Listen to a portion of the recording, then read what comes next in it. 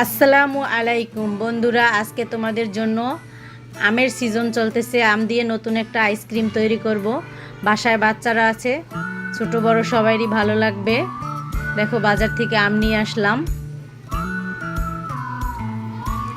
এই সিজনে আম খুব কম টাকায় পাওয়া যায়, যা বানানোর জন্য কত কষ্ট করতে হয় না। দেখো, আমগুলো আমি ছুলে নিলাম। দুটো আম নিলাম, যার যত দরকার, বেশি হইলে বেশি, যদি কম লাগে কম।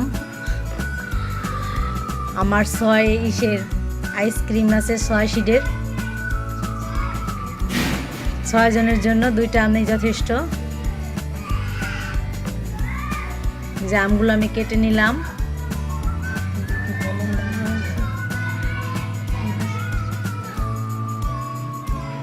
দেখো, আমগুলো আমি কেটে নিচ্ছি। ছোট ছোট টুকরো করে কাটবে, তাইলে ভিতরে আঁশ থাকলে আঁশগুলো টুকরো হয়ে যাবে।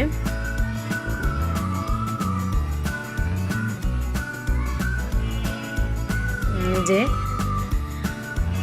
ভিতরের আঠিগুলো রাইখা শুধু আমগুলো নিবে।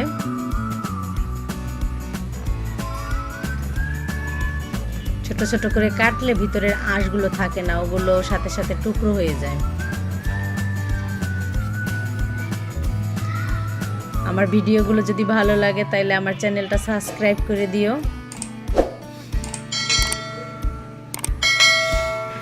তাহলে নতুন নতুন ভিডিও বানাতে ভালো লাগবে।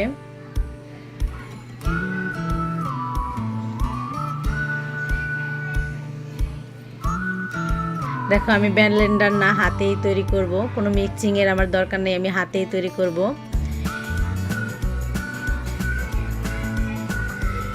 এই যে চামচ দিয়ে ওইভাবে করে, এই যে আমি, এই দেখো আমটা আমার এইভাবে হয়েছে।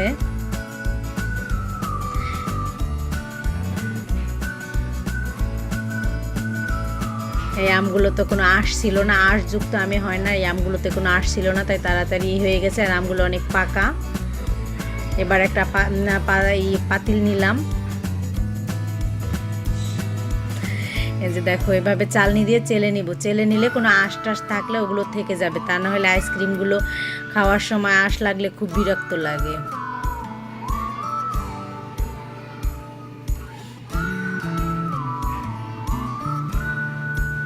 এভাবে চামিচের সাহায্যে একটু নেড়ে নিলে দেখবে সুন্দরভাবে পড়ে গেছে, আঁশগুলো সব বাইরে যাবে। এই যে দেখো, একটুকু আঁশ নেই, আমগুলো কত মসৃণ হয়েছে, দেখতেও অনেকটা সুন্দর লাগে। পাকা আম দিয়ে আইসক্রিম বানানোর জন্য কোনো দরকার হয় না।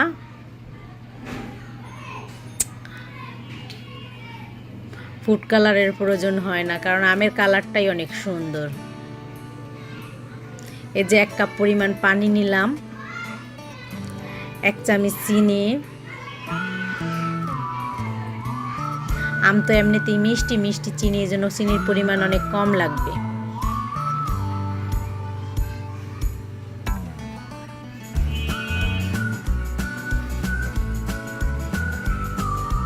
যে আমরা চুলায় চলে গেলাম। এখন চিনি আর পানিটা একটু জাল করে নিব, বলক আসা পর্যন্ত অপেক্ষা করব।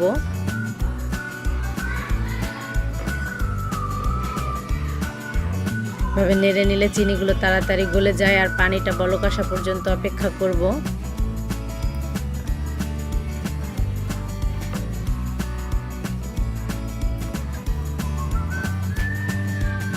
যে আমার পানিতে প্রায় বলক এসে পড়েছে, অল্প পানি তো তাড়াতাড়ি এসে হয়ে যায়।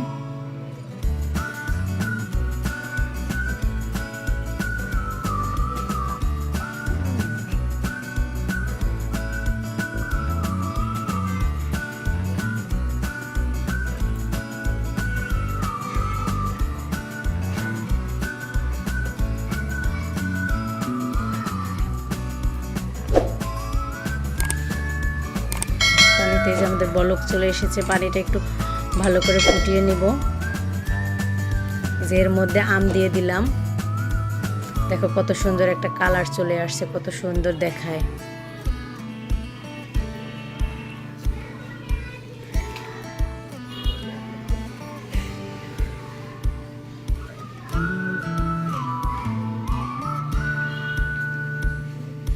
দেখো কত সুন্দর হয়েছে।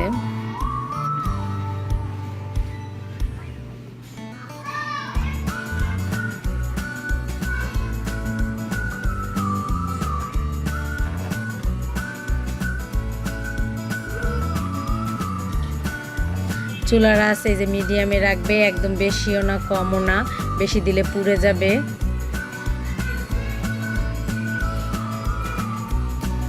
এই দেখো 5 মিনিটের মতো জাল করবে, তাহলে জিনিসটা পানছে লাগবে না, খেতে অনেক মজা লাগবে, বাচ্চারা অনেক পছন্দ করবে। দেখো আমটা একদম পাতলাও না ঘনও না, মাঝারি সাইজের একটা ঘনত্ব তৈরি হয়েছে।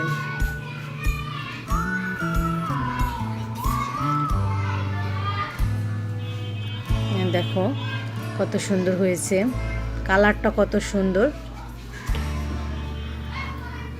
দেখো কালারটা অনেক সুন্দর হয়েছে। যে আমার আমটা হয়ে গেছে, আমি চুলা বন্ধ করে দিলাম, এবার নামিয়ে নিয়ে যাব।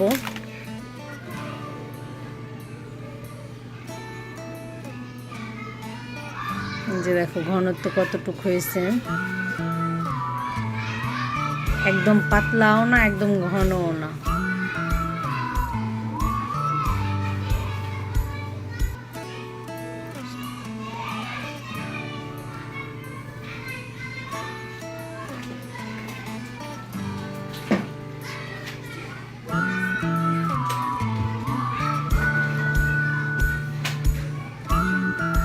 এই দেখো আমগুলো বারবার নাড়তে হবে, তা না হলে নিচে যেন ধরে না যায়। এই যে এখন চুলার থেকে নিয়ে সেটা যেন নেড়ে চেড়ে তাড়াতাড়ি ঠান্ডা করতে হবে। ঠান্ডা করলে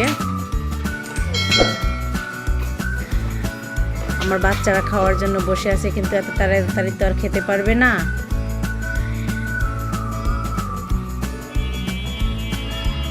যে জিনিসটা এইভাবে ঘন হয়েছে, যে আমার কাছে আইসক্রিমের এই ধরনের শেপ আছে, যে সহজেই বাজারে কিনতে পারবে, 6 জনের জন্য পারফেক্ট হবে। 2টা আম দিয়ে 6 জনের জন্য মোটামুটি ভালোই আইসক্রিম হয়।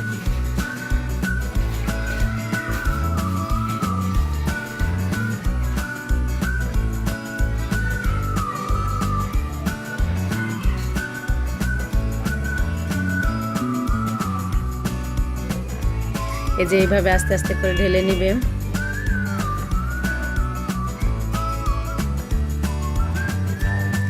এই যে দেখো কত সুন্দর দেখা যাচ্ছে।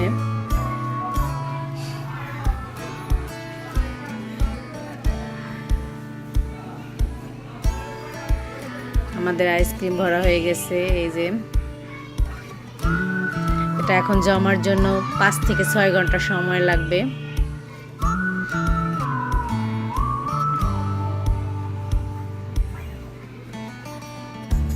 ছয় ঘন্টার মধ্যে আশা করি আইসক্রিম অনেক সুন্দর আইসক্রিম হবে।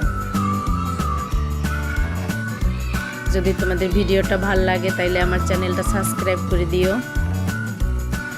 আর এই ধরনের আইসক্রিম বাসায় বানালে বাচ্চারাও খুশি থাকবে, স্বাস্থ্যসম্মত খাবার হবে।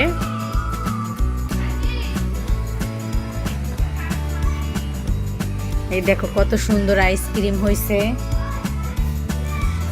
কত সুন্দর দেখা যাচ্ছে। দোকানের কেনার থেকে অনেক সুন্দর, আমার বাচ্চাদের অনেক পছন্দ। অল্প খরচে বাচ্চাদের এই গরমে খাওয়ানো যায়। বাচ্চারা তো আইসক্রিম খেতে অনেক পছন্দ করে, অনেক বায়না করে।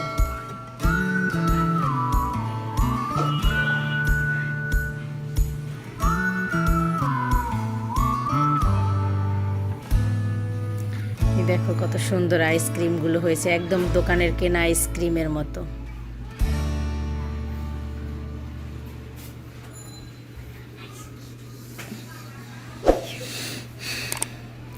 ভালো থেকো বন্ধুরা, খোদা হাফেজ।